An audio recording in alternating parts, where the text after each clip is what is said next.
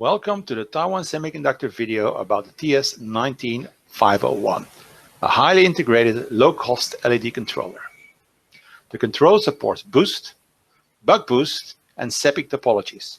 It was originally designed for automotive headlights, but it can also be used elsewhere to drive LEDs.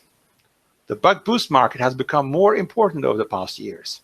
Designers use constant voltage versions in handheld equipment. In automotive applications, the changes in the battery voltage also made buck boost converters more popular, resulting in products optimized to drive LEDs. The product can also be used to drive general LEDs in general applications, as long as they can accept the input voltage range of 4.5 to 42 volts. Here we see a slide with all the key features of the device. Let's go through them. We have low side current sensing. We have a jitter function to reduce EMI via spread spectrum. We can operate in discontinuous, BCM, and continuous conduction mode. The device supports both PWM dimming and analog dimming. Of course, the device is ASC Q100 qualified. It furthermore offers all the functions or all the protection functions you would expect from an IC like this.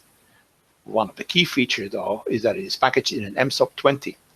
A lot of the competing products in this business are 24-pin and 32-pin packaged devices with a much higher complexity, requiring significantly more PCB space, and obviously also more expensive. So this is a cost-effective, small, cost-efficient design. Let's look at the application circuit. This is the boost or buck boost topology, where the switch on the left-hand side determines which one it is. Let's look at the design choices we've made. We are using an asynchronous design. We have the MOSFET external. We use low side current sensing. The IC can not only be configured as a buck boost or a boost converter, but we can also support SEPIC topologies. The IC controls a single LED string. The frequency can be set on the RT pin between 70 and 700 kilohertz. The DIM pin accepts PWM and analog dimming, but actually it can also source some current to drive an NTC resistor to actually perform in dimming that way. Here we are looking at a boost converter circuit.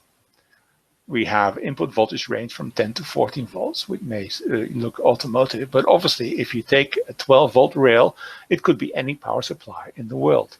We have an output voltage here of 40 volts. So this is how the circuit works as a boost converter. And don't forget, you get the added advantage of the EMI compliance or easy EMI compliance via the spread spectrum. Here we are more in buck boost topology systems. The input voltage here is 12 volt. You have an output voltage of 900 milliamp, which is varied from 10 to 30 volts, resulting in a wider power range. The efficiency is typical for an asynchronous design. If efficiency is your key factor or determining factor, then maybe you want to consider the SEPIC topology, which this IC also supports. Here we have an output voltage of 24 volts with 1 amp, and we actually vary the input voltage from 10 to 26 volts, resulting in the following efficiency figures. Please note that SEPIC converters, of course, have 2 inductors and also slightly more external components. So there is a penalty, in this case, in complexity, if you want to use this topology. The IC is supported by a 44-page design manual. It describes all the protection functions of the IC, the over voltage, the short circuit, and also the over temperature protection. It, of course, explains the soft start function, the hot switch, the jitter function, all the dimming functions, and the EMI performance. And it does so for boost, buck boost, and SEPIC topologies. Let's take a look at one page from this design manual, the one that explains the jitter function. Here we choose a 330 kilohertz frequency, which results in a pulse width of around 3 microseconds, plus minus 240 nanoseconds, or 8%. So the pulse width is varied to avoid one single frequency dominating the EMI spectrum. This then actually results, if you start looking at EMI performance, we took here the automotive norms because that's what the IC was originally aimed for. Of course, we easily comply with those norms, and there is no single frequency dominating the EMI spectrum. For non-automotive applications, we also have a design spreadsheet. You can actually also use it for automotive application. First, of course, we need the input voltage range. Then afterwards, we need the amount of LEDs the design should drive. And of course, the VF of the LEDs. This results in the output voltage. We need to choose an LED current, and also you need to choose your frequency. In the buck boost topology, you can also actually put the ripple current as a variable in your design. So once you have all the inputs, out comes the design spreadsheet output, which not only gives you information about the passive components, the resistors and the inductors, their currents and ratings to meet your functions, but also gives you more information about the MOSFETs and the active components, their duty cycle, their currents, and also, of course, the efficiency.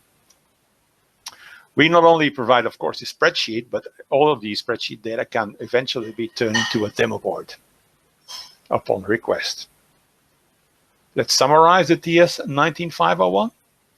So we have a new buck boost or SEPIC LED controller on the market. The voltage range is optimal for automotive headline designs, but other applications can also be used, be met by using a detailed design spreadsheet.